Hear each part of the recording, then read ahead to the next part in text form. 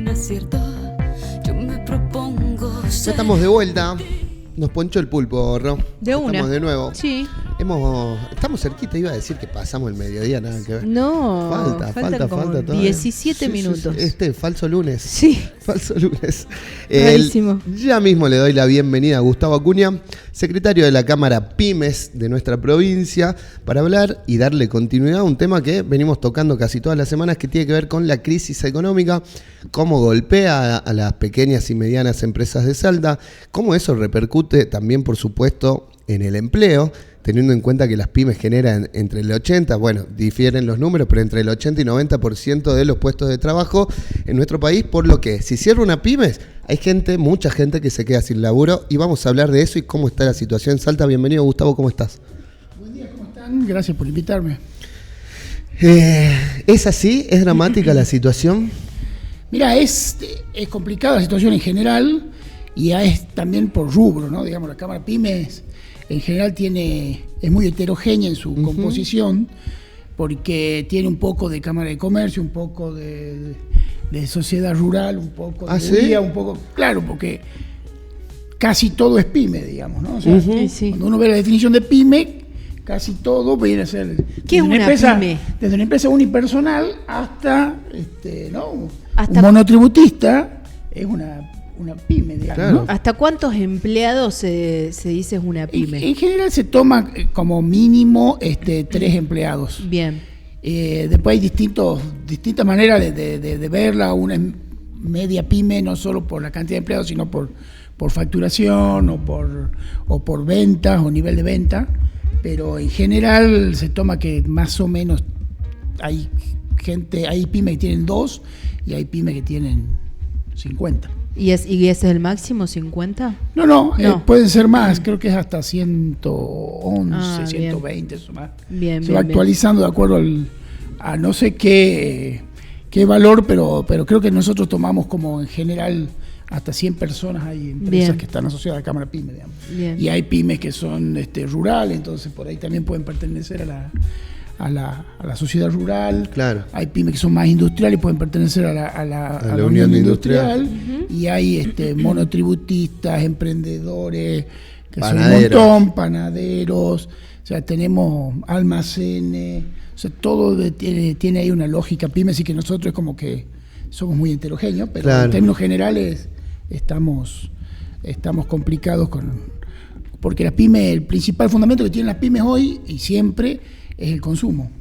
Entonces, si el consumo no está o decae, en las pymes empezamos a tener problemas. Consumo, pensamos en mercado interno, ¿verdad? Claramente, el 90% de las pymes no exporta, digamos. Claro. Entonces, viven del consumo interno, digamos. De la actividad económica que hay. zona. Y más aquí, que las economías regionales vienen sufriendo ya de antes, no solo ahora. Claro. Ahora es como más pronunciado cierto tipo de diferenciación en términos económicos que nunca nos ayuda, digamos. Es decir, muchas pymes, obviamente, hacías la aclaración de que depende del sector puntualmente al que pertenezca, pero como que el talón de Aquiles de las pymes hoy es la baja del consumo. Es lo que nos mantiene siempre fuerte. Después hay cuestiones que son que vienen mucho tiempo, que tienen que estructurales, ¿no? Como son el tema de los impuestos, el tema de hay en algunos sectores que siempre reclama la Cámara Pyme y las pymes en general del tema de lo que se denomina la industria del juicio, ¿no? Un juicio laboral perdido cierra una pyme, ¿no? Claro. Hoy. Entonces, bueno, hay como una demanda de rever esa cuestión y rediscutirla. No hay una posición tomada general, sino más bien pongámoslo en discusión al menos. Claro, pongámoslo en discusión. A ver cómo se puede solucionar, porque para nosotros las pymes, el empleado es parte de la familia. O sea, no es lo mismo que vos tenés una grande empresa donde nunca conocés quién es, ni el dueño, ni el CEO, ¿no? Te tratás con el supervisor gerente de de recursos área humanos o de área, ¿no? Entonces, eso es lo más arriba que llegás, digamos, no sabés quiénes son los dueños. En cambio, la pyme, el dueño o maneja la caja o si es especialista en algo, está manejando el área de producción, digamos, ¿no? Entonces, las pymes, lo último que hace una pyme es despedir a un empleado, digamos. Gustavo, ¿no? ¿y ha habido algún sector, alguna rama, rubro que ha sido más golpeado durante estos últimos meses? Son varios, pero bueno, el turismo claramente es uno, todo lo que tiene que ver con textiles, calzados, ¿no? Ahora con esta apertura indiscriminada de importaciones. Sí, compras en China por $2 una remera y te llega gratis. Claro, te llega gratis a tu casa. Entonces, bueno, ahí hay un proceso muy complejo y encima la caída del consumo, ¿no? O sea, a la vez, caída del consumo. Se podría decir que hay algunos créditos que uno puede ir accediendo, pero no todas las pymes califican. El sistema de calificación es muy, muy complejo y por ahí la mayoría de las pymes en algún momento han tenido algún problema para pagar algo y están metidas en el verano. O sea, en general no hay una salida que vos veas. Entonces estamos en esa idea de cómo innovamos, cómo nos hacemos más eficientes, por un lado para poder seguir subsistiendo, por otro lado para no despedir gente, ¿no? Claro. Pero acá, por ejemplo, en este trimestre tenemos datos, más o menos 200 pymes han cerrado en este trimestre. ¿En este trimestre? Acá en Salta. Para Sí, eso, acá en Salta. Enero, marzo, que es más o menos las estadísticas, cómo se van haciendo, tienen una medición trimestral. Que yo calculo que ahora en agosto saldrá el segundo trimestre, pero más o menos lo que nosotros tenemos relevado es ese proceso. No todas, por ahí algunas se reconvierten, hay muchas personas yendo hacia la informalidad, muchas empresas también que empiezan a trabajar en negro para poder tener un margen de ganancia que les permita subsistir. Bueno, es una cuestión complicada. Mucho que están laburando solo efectivo, a puertas cerradas, pero cada vez más. O por internet exclusivamente. Directamente. Sí, bueno, porque por eso digo yo de ser eficiente, ¿no? De innovar, de buscar cómo un pyme tradicional puede pasar. No todas las pymes pueden dejar de producir, digamos. Claro. Sí o sí hay pymes que, no sé, hacen piscinas o tienen una fábrica de papas fritas. Bueno, eso necesitan un local, necesitan sí o sí ciertas habilitaciones que no te permiten si se quiere, informalidad, la que nos llevan de manera compulsiva, ¿no? Dialogamos con Gustavo Acuña, secretario de la Cámara Pymes de la provincia de Salta, mientras le contamos a la gente que nos escucha en radio en la 94.5, vamos compartiendo algunas imágenes que lamentablemente se van volviendo cada vez más frecuentes. Liquidaciones por cierres, persianas bajadas, y el centro de Salta, la peatonal, cualquiera que sea asiduo caminante de esta ciudad se dará cuenta que en los últimos tiempos empezó a estar bastante desierto. Y esos carteles se ven mucho. Sí, se ve mucho, liquidación por cierre, mucho. Y además un centro que está vacío, peatonales que hay muy poca gente en comparación con otros periodos. ¿Cuáles son las proyecciones? Me decís que en el último trimestre cerraron 200. ¿Qué se esperan para adelante? No, bueno, nosotros estamos en un proceso de tratar de como decía, de aguantar el chubasco y esperar que pase. Uh-huh.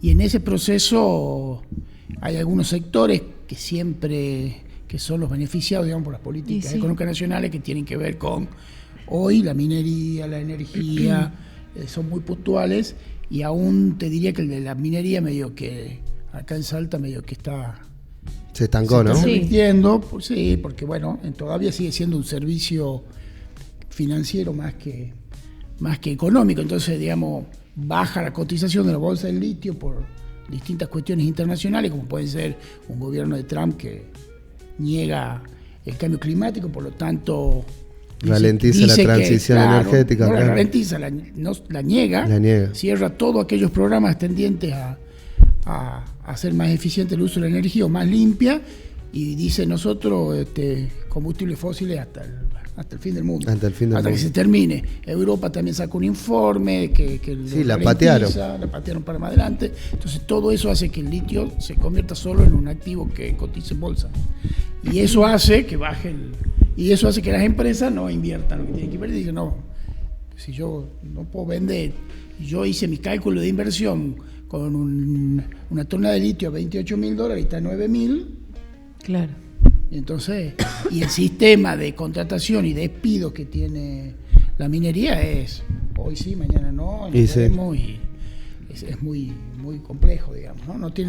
No es tan como trabajando con las mismas leyes que trabajamos el resto, ¿no? Entonces es complejo. ¿Cómo me cuesta pensar una Argentina sin pymes?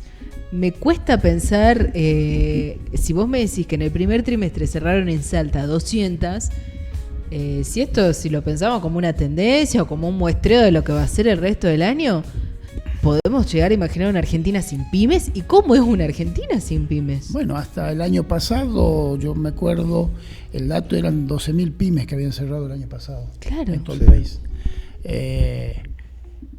Obviamente, insisto, algunas se reconvierten, pasan a hacer otra cosa, unos cierran las puertas, pero o sea, vos cuando vas a ver las estadísticas hay algunos que tienen que ver con el nivel de contratación, con el nivel de baja de quits que hacen en Arca o en rentas de provincia. Entonces vos te das cuenta que ahí algunos pasaron a la informalidad y otros obviamente cerraron o se reconvirtieron. Digamos, la empresa de pyme siempre la pelea es muy creativo porque siempre tuvo que subsistir, digamos, técnicamente, así que la esperanza de las pymes es que se mejore algo, porque lo que primero veíamos nosotros es que era medio difícil trabajar con una inflación constante y no sabemos cuánto, no nos permitía proyectar, digamos, un futuro mediano.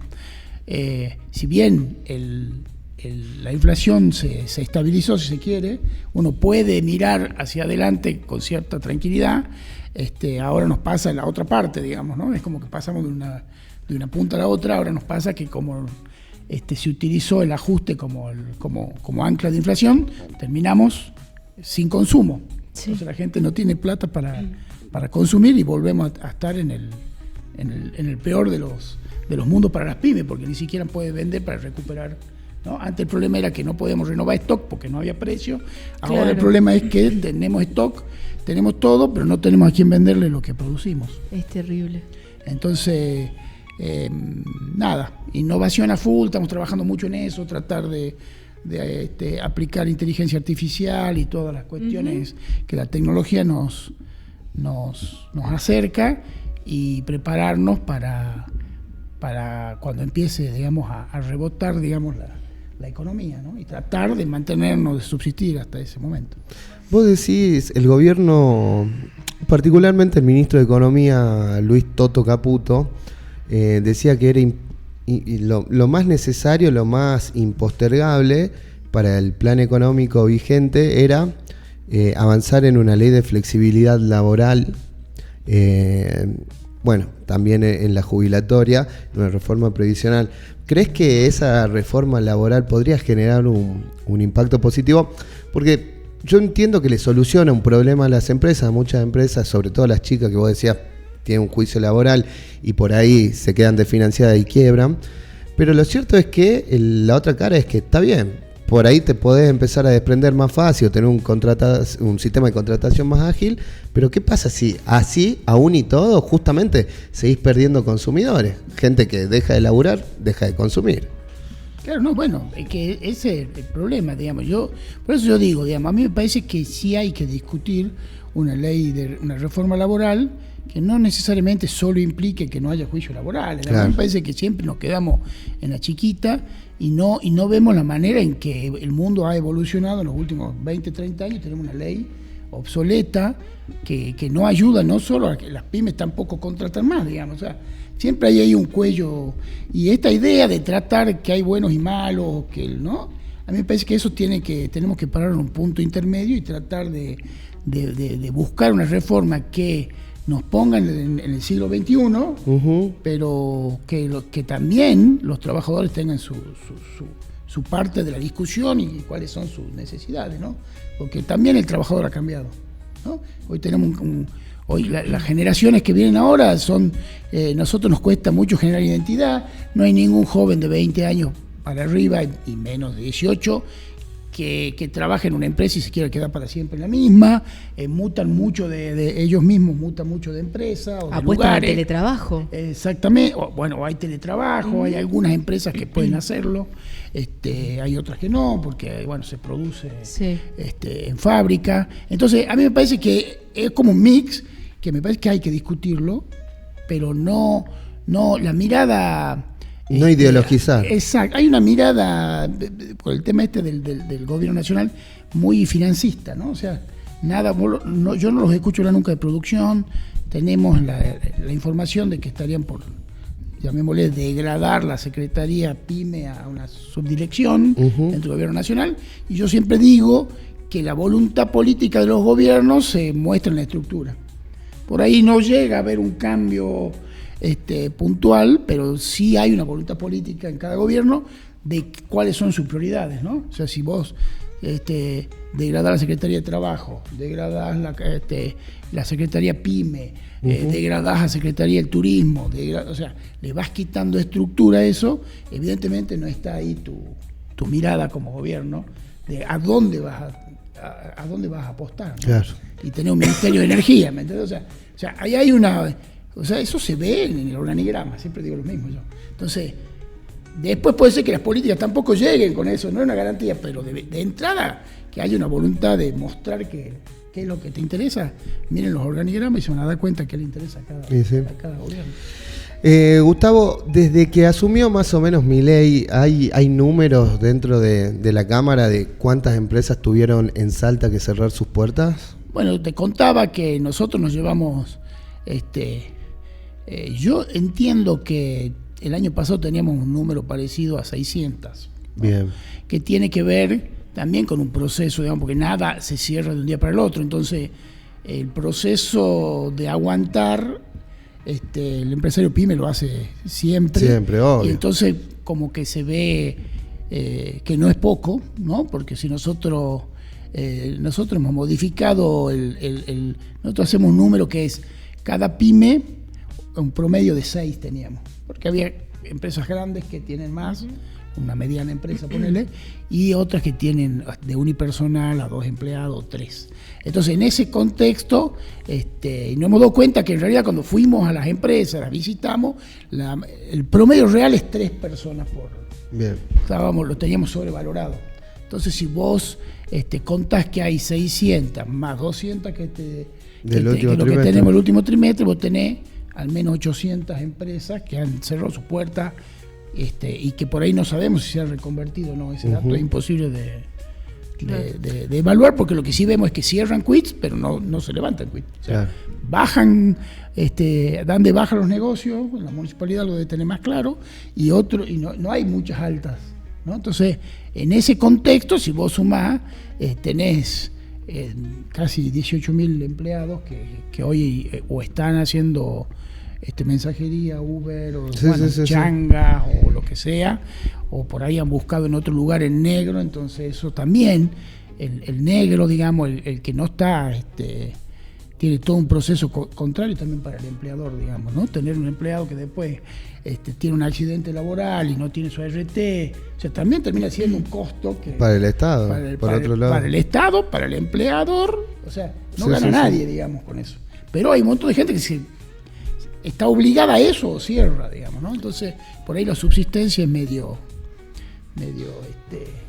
dura para poder continuar, y entonces en ese proceso hay un montón de derechos que se conculcan, tanto del empresario como del empleador. Claro. Ustedes como Cámara, ¿qué esperan que suceda o qué medidas quieren que se tomen para alivianar un poco esta situación que están atravesando hoy? Mira, tenemos que decir que tanto con el gobierno provincial como con el gobierno municipal tenemos una relación muy fluida, nos juntamos permanentemente, hay una política, una decisión política de ayudar, digamos, a las pymes, pero la verdad es que es poco lo que puede hacer un gobierno provincial o un gobierno municipal en este contexto general, ¿no? Y seguimos pidiendo nosotros que políticas que sean activas para las pymes a partir del gobierno nacional, pero la verdad que hasta aquí solo hemos encontrado un silencio, no solo del presidente, sino también de cualquier otro funcionario. Básicamente nadie habla de pymes en el gobierno nacional, nadie habla de producción. Entonces, con ese proceso, todo tiene que ver con los dólares de afuera, que sí, que la finanza, que esto, que el otro. No hay nada real, digamos, es todo ficticio, ¿no? Entonces, nosotros nunca perdemos la esperanza, siempre hacemos las gestiones, pero tengo que ser honesto. Hasta aquí, desde lo que tiene que ver con el gobierno nacional, no hay ninguna respuesta positiva. Desde el gobierno provincial nos rebajan en algunos rubros, bajó el impuesto a ingresos brutos, la municipalidad, estamos ahí peleando que nos baje un poco la TIC, que se llama, que es la tasa de higiene y seguridad y propaganda. Estamos ahí, hay voluntad, pero también tengo que ser honesto y entiendo que tanto el gobierno nacional como provincial también se ven afectados por los recortes nacionales y tampoco tienen mucha cintura para poder cambiar de cuajo la idea, pero hay mesas de conversaciones permanentes con distintos ministerios, con distintas secretarías, con el intendente en particular y con el gobernador de forma personal, y estamos ahí, vamos viendo. Van Por ahora surfeando. no podemos decir, o sea, ellos hacen lo que pueden, nosotros estamos obviamente a disposición, les acercamos ideas, a ver cómo lo podemos ir, ¿no? Gustavo, perdón, ¿no? Por la pregunta, ¿cuántos años tenés? 50.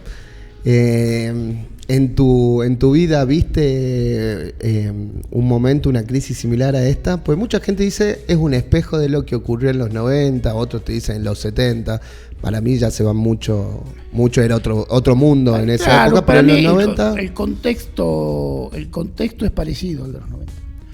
La diferencia, esto ya lo digo como profesional que hago. Claro, por eso, te pregunto por ahí. Haciendo el análisis, digamos, de la cosa, político, como analista que soy, yo tiendo a creer que este es un 2001, Mirá. que no hemos visto el 2001, porque hay una sola cosa que hizo el gobierno nacional, que fue mantener la AUH. El 2001 sucedió porque no había una red de contención social. Entonces la gente salió porque tenía hambre. Hoy ese hambre, llamémoslo, no, por darle una definición, Sí, la pobreza extrema. Está bancado de alguna manera por la Asignación Universal por Hijo. Y la tarjeta alimentar. Y la tarjeta alimentar, que la Asignación Universal por Hijo es el único plan, llamémosle plan, aunque creo que no es un plan, es como un derecho adquirido, pero para que lo entienda la gente, digo, es el único plan que el gobierno nacional aumentó mucho por arriba de la inflación. Sí. Bien. O sea, tiene como un 100% más. Entonces hay familias que hoy tienen una AUH, que tienen 2 hijos, por ejemplo, y que cobran el doble o el triple que un jubilado, por ejemplo, que es la mínima. Bien. Entonces, obviamente esa gente está contenida de alguna manera, y eso hace que esto todavía no haya estallado. Por eso se pudo hacer este famoso ajuste del PBI del 7%, porque si no es imposible, no es viable desde el punto de vista económico y social, ¿no? Bien. Ahora lo que falta es la clase media, que es la que hace que se muevan las pymes. Claro, bueno, la clase media es nuestro principal consumidor, no todo, hay clase baja también consume.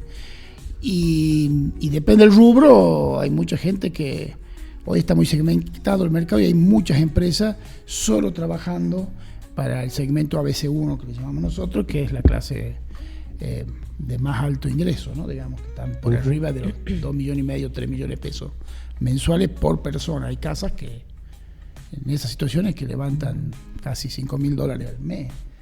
A esas personas no le afecta ni la inflación ni que le suban las tarifas, que es otra cosa que le afectó a la pyme. Subieron mucho los costos fijos. Ahí está. Y bajó el consumo, o sea, es justo la tormenta perfecta. La luz dicen que es un agujero, ¿no? Pagar la luz. No, bueno, han pasado empresas que Los han tenido que alquileres. cerrar solo por la luz, digamos. La luz, el gas, hay alguna empresa que usa mucho gas, los alquileres, ¿no?